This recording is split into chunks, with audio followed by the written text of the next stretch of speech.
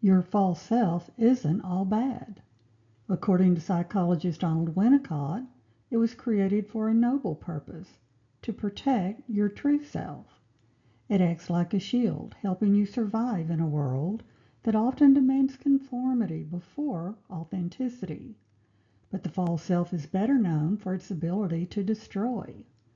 Even when it seems to succeed, life can still feel hollow and disconnected.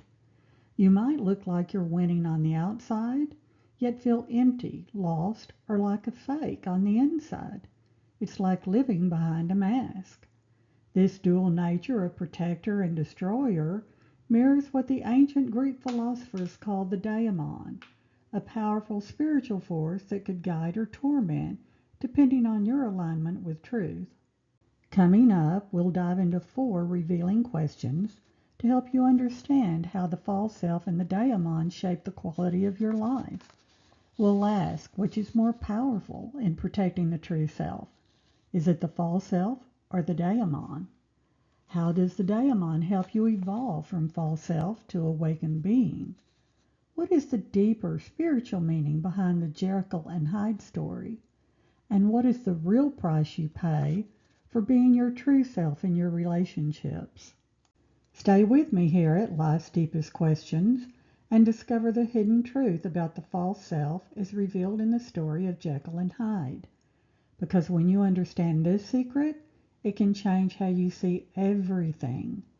If this message resonates with you, subscribe, like, and click the bell to receive updates on future videos about inner transformation, spiritual growth, and psychological awakening. The modern psychological idea of the false self isn't new. Its roots stretch deep into ancient philosophy and the timeless question of the mind-body problem. Is our true essence spiritual or physical? Plato believed that the higher invisible realm of forms was the only true and eternal reality. To him, everything we see in the physical world is merely a shadow or a reflection of that divine truth. His student Aristotle saw it differently. He taught that truth is found through experience and observation, through the material world itself. This spiritual versus material tension is captured perfectly in Raphael's The School of Athens. In the fresco, Plato points upward toward the heavens, symbolizing eternal spirit, while Aristotle gestures downward, grounding truth in the physical world. This same tension between spirit and matter reappears in Winnicott's false self and the ancient Daimon. Both exist to protect the true self, but the Daimon carries an added duty, that of guidance. The Greek root of Daimon means to divide. Its nature reflects a twofold essence, the protector and the tormentor. It's important to remember that a daimon is not a demon. The Christian word demon evolved out of the darker side of the daimon. But in Greek philosophy, the daimon also represented a benevolent guide, a presence that later inspired the idea of guardian angels. In Greek art, daimons were rarely depicted visually because they were felt and not seen, much like our psychological energies today. That's why in the big picture of life, the daimon is symbolized by the shepherd. Both the shepherd and the daimon can act as protector or tormenting, depending on how their power is used. The shepherd's staff guides the flock and keeps it safe, but when the herd strays, he uses the shorter, heavier rod to correct and redirect, but never to lead astray. Likewise, the daimon shapeshifts from protector to tormentor when the virtual soul follows the false self off course. So which truly protects the true self, the false self or the daimon? The key difference lies in their nature. Winnicott's false self aligns with Aristotle's worldview and the human struggle to survive in the physical world, and it's temporary. It has a beginning, and even more importantly, it has an end. The daimon, on the other hand, aligns with Plato's spiritual vision, a semi-divine guide connected to the soul's journey toward wholeness. Plus, It is eternal. Throughout history, many have spoken of this guiding force. In Christianity, it's the Holy Spirit, the quiet voice of wisdom and inner truth. Socrates called it his daimonion, an inner voice that warned but never commanded, like a gentle nudge from the soul. Carl Jung said he lived in the grip of the daimon, describing it as a numinous power beyond logic, a sacred force that fuels creativity and transformation. This channel's work, too, is guided by that same inner whisper, the voice of the daimon within. To hear yours, you must learn to be still, to quiet the noise of the outer world and your mind, and to listen for the sacred dialogue between your soul and spirit and the Great Spirit itself. Winnicott's false self as protector operates through physical defense, 4 strategies designed to hide and protect the true self. But these same defenses also block spiritual growth and leave the soul wounded and divided. In contrast, the daimon as protector works across both levels, physical and spiritual. That's what gives the daimon greater power. It guides the whole being, body, mind, and spirit, toward integration and truth. And the big picture of life, Winnicott's concept of the true and false self plays out in the realm of your social self, and at the soul level in what I call the virtual soul. That means it's in the physical world. They are the illusion or face that you present to others. It is the version of you shaped by culture, expectations, and relationships. It's how you perform roles, follow rules, and seek approval. It lives in the outer world of matter and the senses, the world of survival, success, and social performance. By contrast, your personal self lives within your inner world, the realm of feelings, intuition, and authenticity. It's made up of 2 sacred aspects. Your soul is personality, which is the bridge between your earthly nature and your divine essence, and the other is your soul as spirit. To explore how these 2 aspects of the soul harmonize on the path of spiritual awakening and transformation, watch the companion video, Plato's Soul Meets a Spirit's Wizard of Oz. The link is in the pinned comment below. The same tension between spirit and matter, personal and social self, lives on in the myth of Narcissus. Narcissus was entranced by his reflection, but he didn't fall in love with himself. He fell in love with the reflection of who he thought he was. He mistook his reflection for reality, and he chose starvation over leaving his reflection to search for food. His story reveals a powerful truth. When we become attached to our image, our persona, our roles, we lose our connection with our spiritual soul. Like Narcissus, we risk spiritual starvation when we confuse the copy for the real. That's why he perfectly symbolizes the social self, the struggle to know what is truly real and what is only illusion. Your whole self, what Jung describes as a self with a capital S, embraces every aspect of your soul's journey, both human and divine, earthly and eternal. It's like an olive tree, deeply rooted in the earth, ever growing, and always reaching toward the light of truth.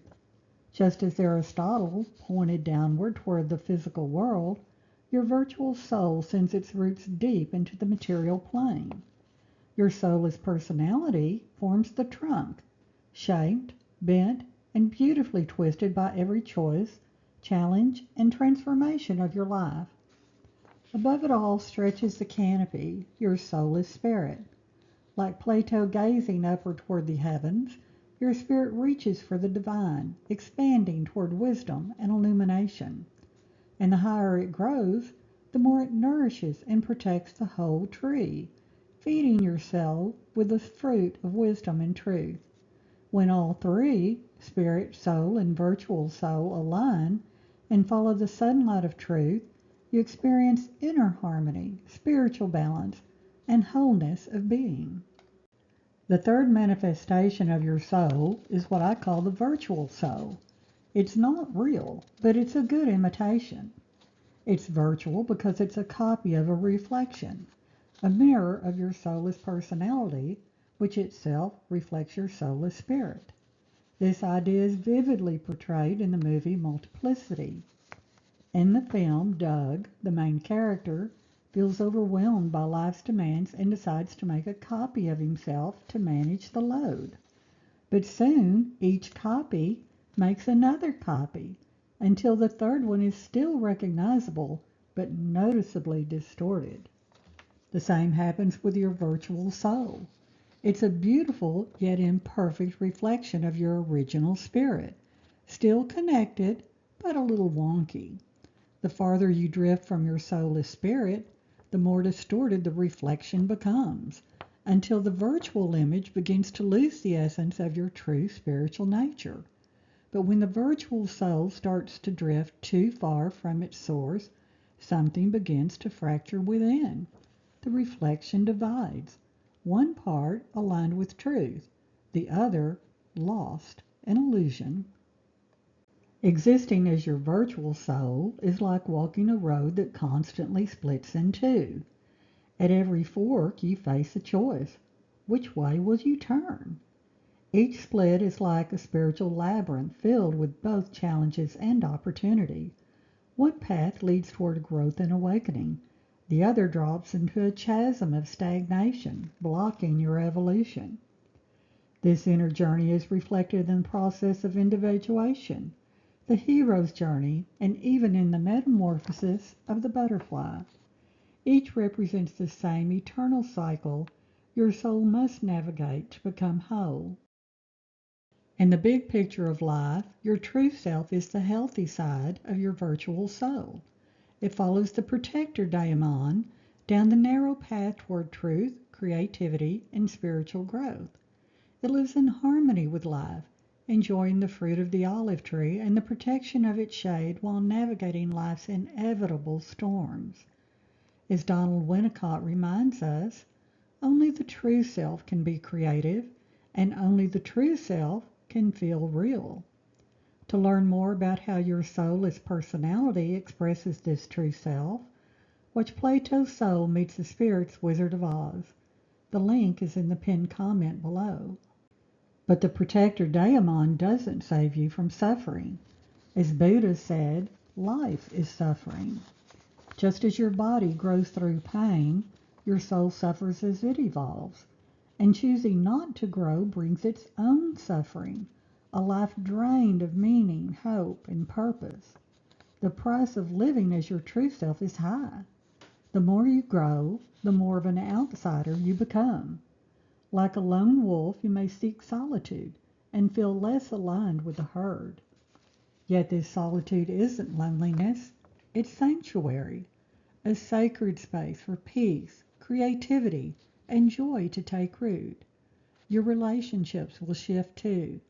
You'll lose interest in shallow connections based on things and status. Instead, you'll crave authentic conversations and collaborative relationships that uplift the soul. The price is high, but what you gain, the freedom to live as your true self, now that's priceless. In the big picture of life, your false self walks the other path, the wider, easier one. It tries to protect your true self through unhealthy, fear-driven strategies. Born out of the need to survive, the false self is focused on the physical world, not on spiritual growth. Its intentions may seem good, but it rejects the Daimon's guidance, choosing control, compliance, and avoidance instead. When this happens, the protector Daimon shapeshifts into the Tormentor. It uses the rod of fear to block your path or to test your readiness for the next step. Some of these fears are explored in my series on demons from the Gospel of Mary Magdalene. Links are in the pinned comment and description. In an upcoming video, we'll go deeper into some of the fears the tormentor uses to redirect you out of illusion. If that's a topic you'd like to see soon, let me know in the comments below. Long before Winnicott revealed the false and true selves, Robert Louis Stevenson gave us a haunting vision of the divided human psyche in the strange case of Dr. Jekyll and Mr. Hyde. It's often described as a battle between good and evil, but beneath the surface lies a deeper psychological truth. The real horror of Jekyll and Hyde isn't evil itself, it's the loss of authenticity. It's what happens when life is lived entirely through the false self, while the true self is silenced and forgotten. Both Jekyll and Hyde wear masks. Both are fakes, two unhealthy faces of the divided false self, like two sides of the same coin, and each is plagued by the tormentor within. Jekyll hides behind the polite, respectable image of a people-pleasing doctor. He's acceptable, but not real. Hyde embodies everything not acceptable by society, wild, violent, and forbidden. He's not acceptable. In the end, both destroy each other, proving that without integration, neither mask can protect the soul. And this is where Winnicott's insight becomes vital. To understand your own Jekyll and Hyde, you must look beyond duality and uncover the hidden strategies of your false self. Winnicott identified 6 defense strategies used by the false self to hide and protect the true self. These are patterns that begin in early infancy. The earliest defense used by Jekyll's false self is compliance, born when the infant's needs aren't met. This is the child's attempt to survive by becoming whatever the environment demands. If the caregiver is good enough, the true self comes alive through creativity, play, imagination, and spontaneity. If not, the child adapts, becoming an imitation of life. Winnicott linked this compliance to environment as leading to the playing of specific roles. Even the roles of rebel, perfectionist, helper, and scapegoat are assumed in early life. This defensive method is also closely connected with schizophrenia, a split in the personality. The decoy strategy is the most extreme and the least healthy. The false self masquerades as real, fooling others and even the self into believing that the mask is the person. A more balanced defense is identification. This is when we define ourselves through groups, professions, or ideals. The healthiest of the defensive strategies is politeness. As Winnicott wrote, the false self becomes the polite, mannered social attitude, earning a place in society that the true self alone could not do. But there's a fine line between genuine kindness and polite deception. One is real connection, the other just a mask.